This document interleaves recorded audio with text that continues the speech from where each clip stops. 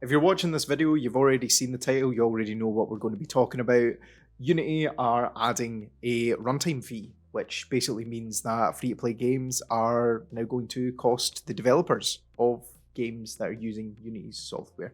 Initially, there has been a massive amount of outrage at Unity adding this runtime fee, as a lot of developers have been incredibly upset that a lot of their games, including companies that have games and projects that either are going to be in development or aren't in development yet, are now thinking we'll need to completely change what we're doing here. Take, for example, the incredible developers of Cult of the Lamb, who let out this statement saying that they're basically going to need their employees to learn an entire new skill set, which will probably mean that they will take from Unity and they'll move into the likes of Unreal Engine, which Unreal Engine very similar to Unity in terms of the rendering and the game engine, which, you know, Unreal Engine being probably the standard in terms of game development, but a lot of incredibly important and game-breaking indie games have came out of the use of Unity's software, and I think it's incredibly unfortunate, and it's a slightly darker day in the game development and game creation industry as a whole. There has been a considerable amount of backlash, including on Twitter as well.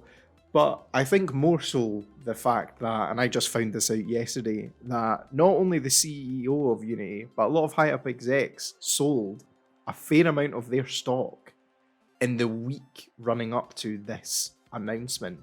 And not only is that incredibly shady, but I believe that's also in trading as well, which, as far as I'm aware, is very illegal.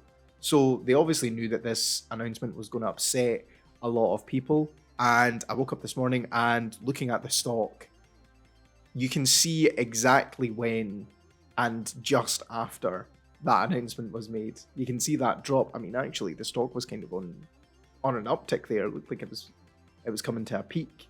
But I don't know my stock terminology, so I'll leave that to the professionals. On Twitter as well, Unity, I can't call it X. I cannot do it. It's Twitter to me. It always is. I'm sure it is for you guys as well. But on Twitter, Unity put out a statement that would hopefully clear some of the murky waters that everybody is currently uncertainly trading through. And they said that they want to acknowledge the confusion and frustration that they've heard after they've announced the new runtime fee policy. And to clarify, who's impacted by this? This was by far the biggest thing, because frankly, everybody thought that every single developer and every single game would come under this fee charge. From what Unity is saying, more than 90% of their customers won't be affected by the change.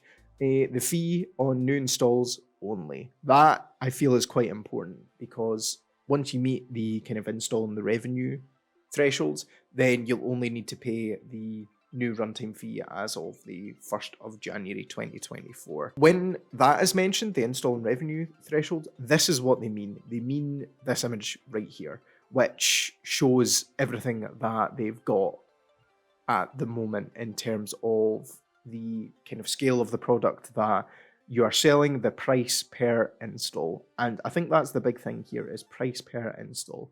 And a question popped into my head, which is, if you install and reinstall, will you be charged twice?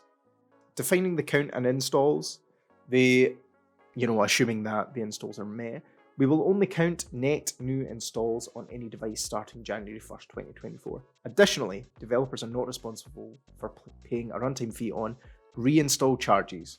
And that is exactly what I hoped would not happen, and I'm glad that they're not going to charge a fee for people that uninstall and then reinstall. Fraudulent install charges, they're not going to charge a fee for fraudulent installs. They'll work directly with you on cases where fraud or botnets are suspected with malicious intent. And then there's trials, partial play demos, and automation installs, DevOps charges. They're not going to charge for that, which I think is also important, because for people that want to test their games and they want a live testing audience, it's a great way to get a lot of feedback as well, to be able to test out some bugs, some glitches, and also to limit test as well, the game or the application that you are developing. So I think that's another really important thing. And then web and streaming games, they're not going to count web and streaming games towards the install count either. And charity related installs. I'm pretty passionate about charity work, working towards a cause as well, and I frankly quite like this. I can't really argue with it, and they do have their blog FAQ and their forum as well that is there. The outrage just seems to honestly continue. There doesn't seem to be any real form of trust at the moment, I think, especially with what the CEO and execs have done, along with a bunch of other factors from the user. Quick here, how are developers supposed to trust you when you're now backtracking every single aspect of this one by one? And the attached image is the forum post that they had, which came out yesterday. And how they're going to collect installs, they leverage their own proprietary data model, and they believe it is accurate determination of the number of times the runtime is distributed for a given project. And if you want, feel free to pause the video and read through this. I feel like this has been, unfortunately, a bit of a money grab for a lot of the high-up execs, including the CEO as well. Very, frankly, scummy thing to do. I don't know why you would do something like that if you are, doing this, for your customer base, and you're hoping to, retain your customer base as well. This is an incredible way to drive people towards Unreal Engine and other alternatives of Unity, because frankly, what you've done has been really, really crappy. Like, the fact that you knew this decision was coming and you thought, oh, I'll still make some money, so I'll sell my stock because I'm a greedy piece of shit. That is the epitome of being a corrupt asshole. And I don't like it.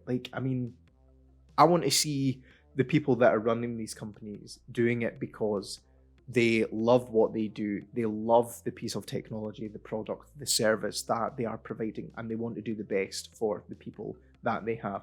And look, fair enough, if you want to add this runtime fee, I feel like you should have maybe brought out a little bit more about it, and maybe been totally transparent from the very beginning, and saying that even at the beginning of the year, which interestingly enough, the CEO and none of the execs, they hadn't bought stock since just before the turn of the year, so they clearly must have known that something was up, that a decision was going to be coming.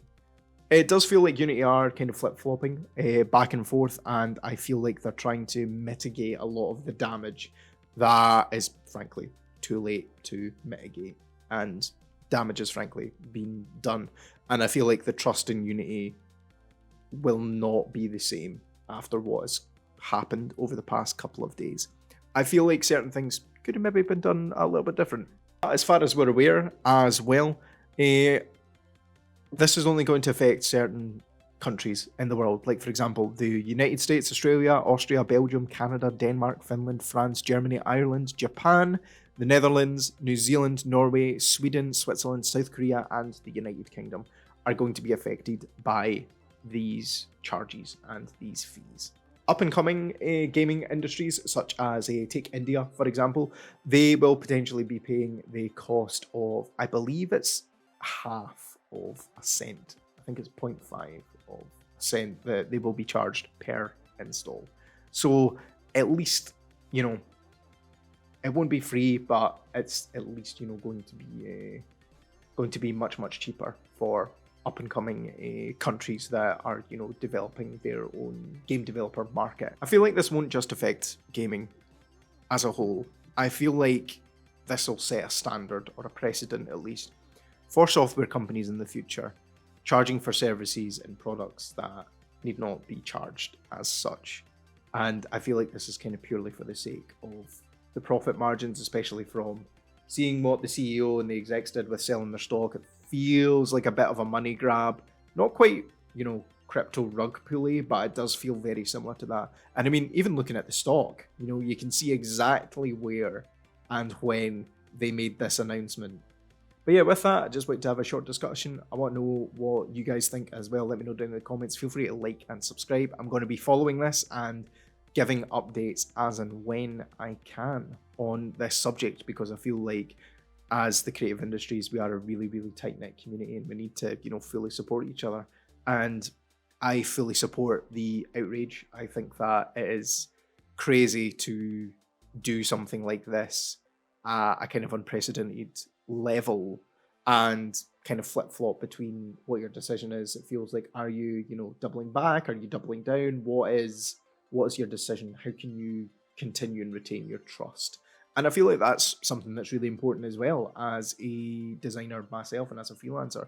How do I, communicate, these ideas and these things, and how to do it properly as well. I feel like there's a lot to be said about that, and I think anybody watching this is a great, I think, case study for how not to make a specific announcement and how to, promote and market this announcement. But that's me for now. Keep going, guys. Keep creating. Keep doing your thing. I'll catch you guys later. See yous. Have a good one.